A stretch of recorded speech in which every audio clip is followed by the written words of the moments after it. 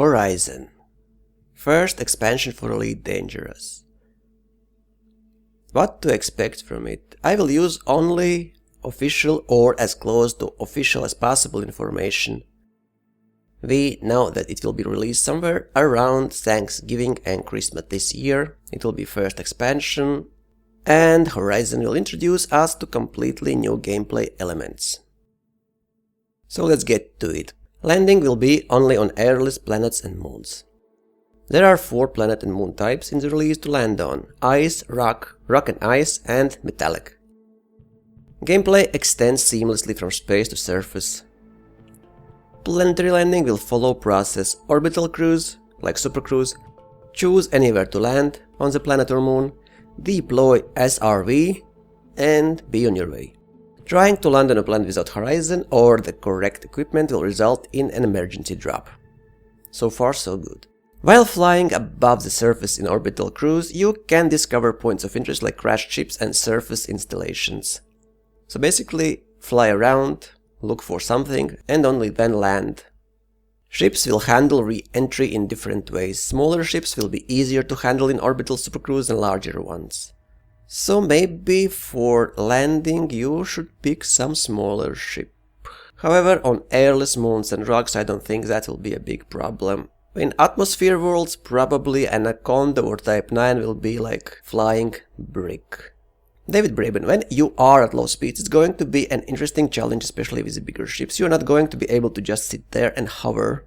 They are designed primarily for space travel. It makes sense, because thrusters are not so powerful, side thrusters I mean. You can land on any airless moon or planet. That does not require a permit. For instance, landing on Earth moon will require permit. All scenery is procedurally generated. Let's hope they will give some love to this. Planetary maps will be available to players. So, system maps, galaxy map, planetary map. Great. Now we need just treasure maps. Installations, missions, discoveries. Scanning planets and moons from space is used to detect signals, crashed ships, mineral deposits, outposts, and fortresses. This information will be found in the same fashion as current and identified signal source in space. It also makes sense why implement new game mechanics if you can utilize already existing one. You'll be able to dock and trade at these outposts and fortresses, or you can just choose to land in the middle of nowhere and drive about using your SRV. Maybe, we'll see. There should be something interesting popping up from time to time, otherwise you can drive for hours and see nothing. I hope they will give us a lot of stuff to discover. Planets will also have rare minerals, pirate base, crashed ships. You can fly and dogfight over the entire planet once you've descended to it. Will be very interesting to see which ships will be better to fight near the planets and moons. I doubt Anaconda will be the best there. Probably smaller ships will have some advantage. We'll see. Settlements on certain planets' moons will be fortified. These can be attacked from the air or defended from the ground. We also wanted there to be more richer content other than completing missions, not just your kill X ships and return for your reward. Instead, you might be tasked to go and steal some data plans, but that might evolve into cutting the power to get the doors open and like that. But to make it interesting for players, there should be really a lot of different stuff to do, otherwise we will just complete several times mission and then again same stuff all over. And David Braben said he wants to encourage cooperation between people in SRVs and people in their ships. Will be interesting to see how this works out. I would definitely try to go in a wing there and have fun. I just hope the difficulty will be slightly bigger. We really need in the game something for wings. There will be missions to take whilst on the planet moons. Hopefully, again, there will be different kind and enough of those. Missions will be connected between starports and the planets. It's a good idea to be able to see missions when you dock to starports. You don't have to land on planet to see missions, but there are no interesting missions. There are different designs of bases and planets. Large ones will have landing pads, smaller outposts may be more oriented their own missions. We'll see if those large bases will have large landing pads for large ships.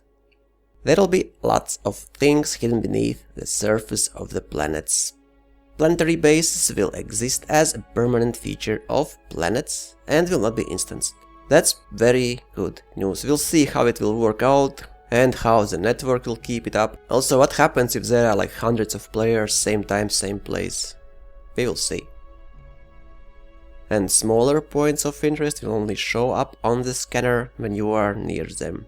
So explorers can benefit. Again, it depends how often and how easy it is to find them. Because nobody will just drive around for hours and hours and find maybe one or two of those. It still depends how rewarding they will be. SRV. Let's talk about buggy. The basic has 6 wheels. It will take up module compartment space and you will have to buy it to transport the SRV in the cargo hold. Nearly all ships can carry one, but not every ship can carry every SRV, so there will be different SRVs for different tasks. And David Braben said, with time there will be more SRVs in the same way that there are different kinds of ships. I hope they will really be different, with some nice weaponry. Maybe some powers can have specific SRVs or some weapons for them. One ship currently not in the game will not be able to carry an SRV. There are speculations that this probably is ground defense craft. We'll see.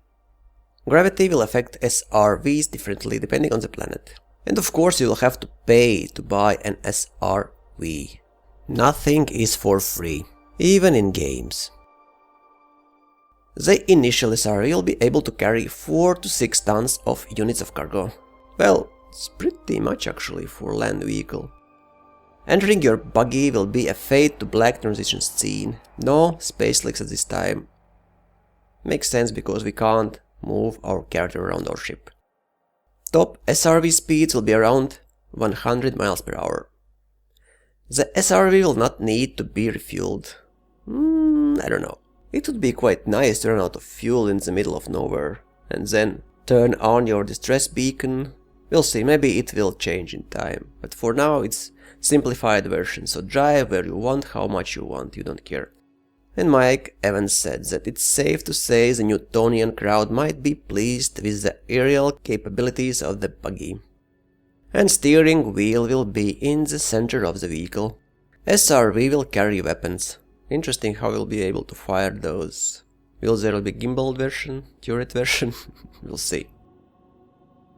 The different planet surfaces will all give you a different handling experience in SRV. And driving far away will trigger your ship to take off. This will be AI controlled and would make the ship impossible to hunt down. Requesting that your ship returns to the planet will result in it flying to your location. Returning to your ship has been described as interesting, the hint being that you can just jump into your ship's cargo bay as it is landing, taking off. Interesting, we will be using cargo scoop or not, because it doesn't seem that big. Your ship will appear on your SRV radar if you are close enough. Thrusters on each wheel will allow you to jump. I want to see that. Thrusters will also allow you to get out of situation where you might get stuck. Well, self-destruction is also an option. SRVs are very small and difficult to track by flying spacecraft, and enable you to tackle some of the fortifications. So probably you'll be jumping constantly between ships and SRVs or working in groups. It will be possible to blow up another player's SRV using your ship, but it's very small and will be very hard. When you die on the planet, you will return to your ship. Also makes sense, because otherwise you would return to last station you docked. This might not be pleasant. And controls will be fully customized. I did not expect anything less. Planetary Defences.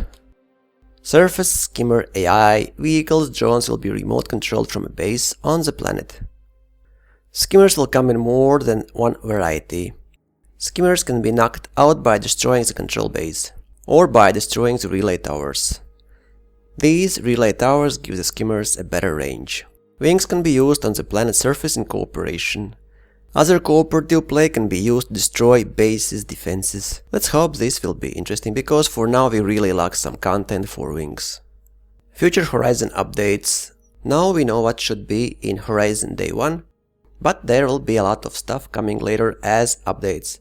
Loot and crafting, in example. But don't worry, crafting will be available to anyone even if you don't have Horizon. Over the full season of Horizon, more SRV should be added. Future planet updates like active volcanism and ice volcanism. At some point there will even be some planets with weather. Atmospheric landings on planets with life will not be part of this Horizon's release. That will come later in another paid expansion. So if you only want to land on atmospheric planets with life, you don't need Horizon. And somewhere next year we will finally have our answer about unidentified artifact. And let's now get to other news. Core missions are being enhanced for the basic game and will include new interactions and multiple staged missions, even chained missions. I'm a little skeptical about missions, so we'll see. Only time will tell. Delivery, courier and smuggling will gain long-range variants. Finally, I was talking about this from day one. We need something really nice, with bigger range, more time invested and bigger payments. But why I don't see long-range variants for exploration missions? Why there are no like 5 million payout for go and explore 15,000 light years away system? Why not?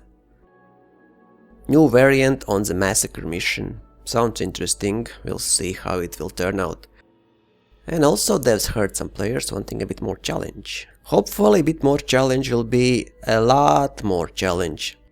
So in dangerous systems, the scenarios around the nav beacons can also be high threat, and hazardous extraction sites has been added. I will visit them and see what's there. Michael Brooks said there are new things for explorers to find while they are out in deep space. They won't pop up on the navigation system unless you're close enough. Will that encourage explorers to fly for hours aimlessly? We'll see. And Michael Brooks also pointed out there will be some interesting stuff with CQC in Season 2.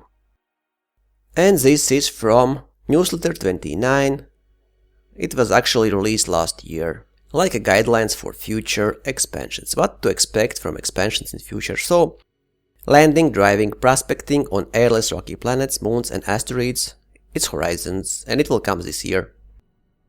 Then we will have walking around interiors and boarding other ships. Combat and other interactions with other players and AIs in the internal areas of starports. Accessing richly detailed planetary surfaces. This is about landing on planets with atmosphere and life forms. And also we might have control of giant ships. We might have some sort of management over those ships. Some sort of multi-crew ship. Just keep in mind that what we read not always might turn out how we'd imagined things. So if you are not sure, if you want expansion, just wait for them. And you will see exactly what they are. And can decide later. You can always buy expansions. You don't need to buy them now. So, fly safe, commanders.